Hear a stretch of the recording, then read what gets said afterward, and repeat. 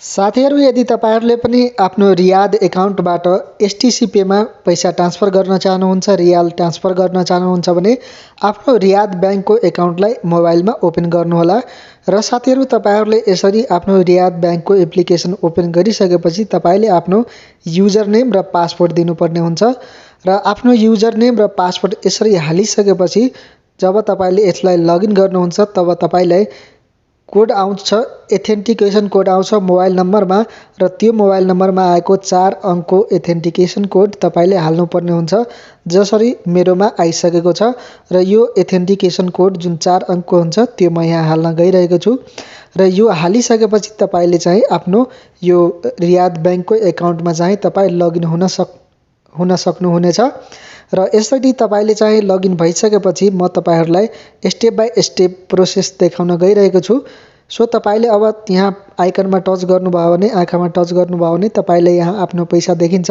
त्यसपछि लेफ्ट साइडमा तपाईले टच गर्नुहोला। त्यसपछि यहाँ दोस्रो नम्बरमा तपाईले टच गरिदिनु होला।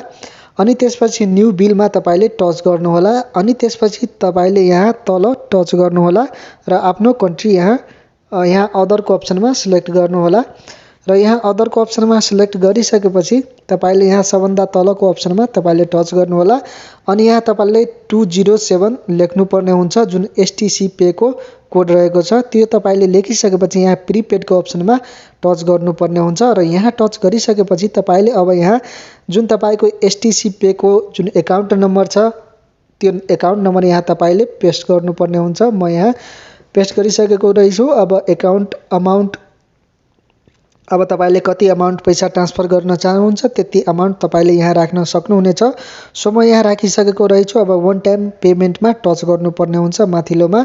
अब तपाईको मोबाइलमा अब तपाईले हेर्न सक्नुहुनेछ यहाँ तपाईले नेम दिनुपर्ने हुन्छ। तपाई कसलाई पैसा ट्रान्सफर गर्नु भएको छ त्यसको नाम दिनुहोला। त्यसपछि यहाँ तपाईले कन्टिन्यूको अप्सनमा टच गर्नुहोला। र त्यसपछि तपाईले वन टाइम पेमेन्टमा पुनः तल टच गर्नुहोला तपाईले। र यसरी तपाईले टच गरिसकेपछि अब तपाईलाई कल आउँछ र त्यो कल मार्फत तपाईलाई तपाईको कोड आउँछ। र कोड आइसकेपछि त्यो कोड तपाईले यहाँ हाल्नुभयो भने तपाईको पैसा ट्रान्सफर हुन्छ, तुरुन्तै हुन्छ र यसमा कुनै पनि समय लाग्दैन।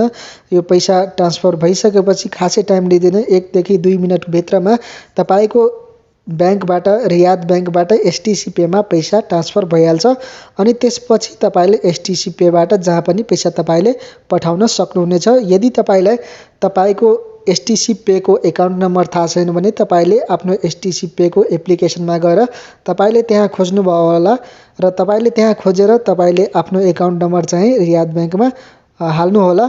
एसटीसी पेबाट तपाईले आफ्नो एकाउन्ट नम्बर कपी गरेर तपाईले रियाद ब्याङ्कको सेटिङमा चाहिँ तपाईले हाल्नुपर्ने हुन्छ, जुन अघि मैले हाल्दा तपाईले हेरिसक्नु भएको छ।